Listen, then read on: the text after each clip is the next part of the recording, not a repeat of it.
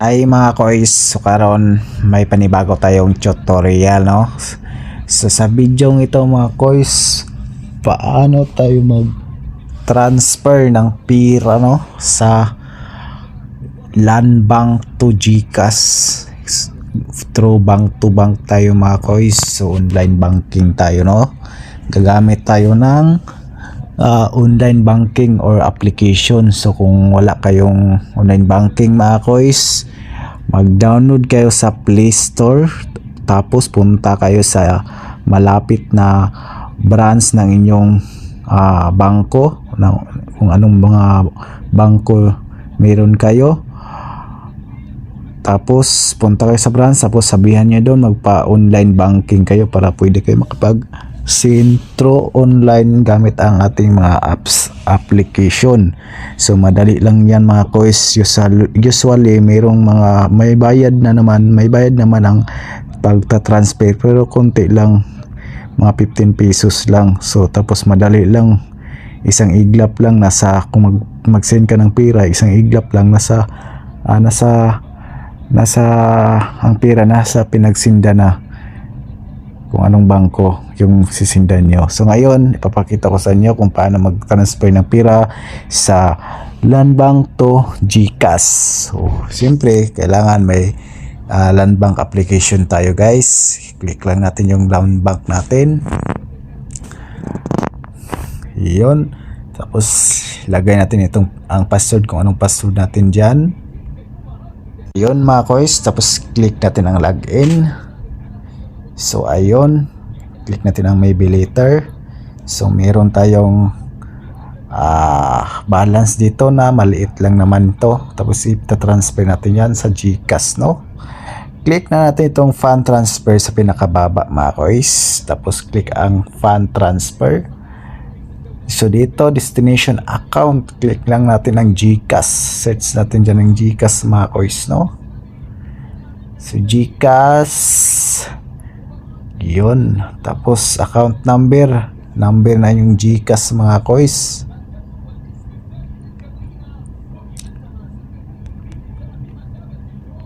So receiver name, pangalan ng may-ari ng GCash, no?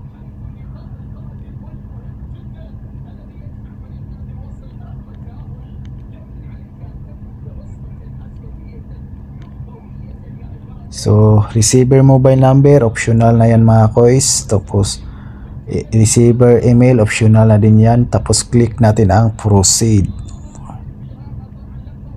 So dito destination account, amount, transfer channel, tapos remark, optional. So click nang natin mga kois kung magkano yung amount na isi-send natin, no?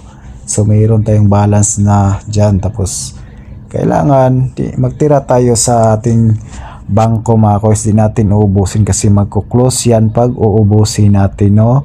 Kailangan magtira tayo kahit konti lang para hindi mag-close yung bangko natin. So tira lang natin dyan konti lang mga kois, no? Kasi mag-send tayo ng pera, transfer, no?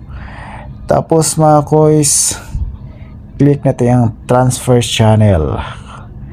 So dito tayo kois, transfer is real time. So meron siyang fee, bayad mga kois na 15 pesos, no, per successful transaction.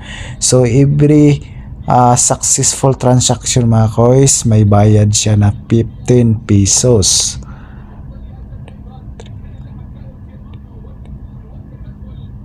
So ayun mga kois, no? So i-click lang natin yan, InstaPay.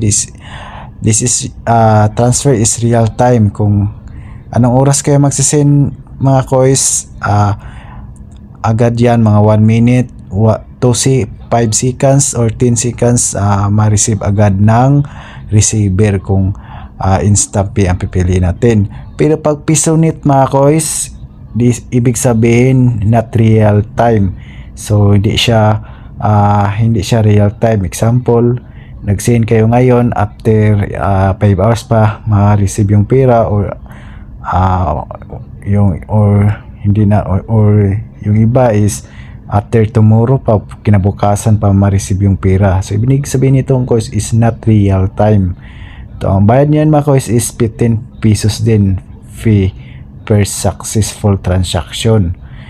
So dito, ito yung papili natin mga kois, no? Transfer is real time para agad-agad matransfer agad, kahit seconds na mga kois, ma-receive agad yung pira ng receiver. So InstaPay pipili natin. Pagkatapos yan mga kois, scroll down lang tayo, no? Click natin ang transfer now. So double check lang yung number na yung GCash mga kois, double check lang natin, no? Baka mali. So ayun mga kois, na check na natin yung number nating GCash. So i-check lang natin to mga kois. So double check lang yung ang details na yung pinagsinda, no? Tapos click nyo ang confirm mga kois. So ayun, for your protection, please enter the one-time PIN password that has been sent to your mobile number ending like that. Expire will be 5 minutes. So one-time PIN, ilagay lang natin ang one-time password dyan mga kois, no? Ano yun? Ayan mga kois, nalagay na natin ang one-time password, no? Click na lang proceed. So ayun mga kois, your transaction has been processed. So ibig sabihin, natanggap na natin na-receive na natin yung pinagsi natin ng pira sa GCash natin mga kois. So i-check natin mga kois pag na-receive na ba. Log out lang natin, click natin log out. Click natin dito mga kois. So nagbabawas na. So click natin na yes, log out natin.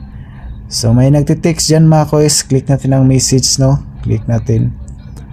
So click natin your fund transfer like that account 5,600 GCash account ending successful. So punta tayo sa ating GCash mga kois.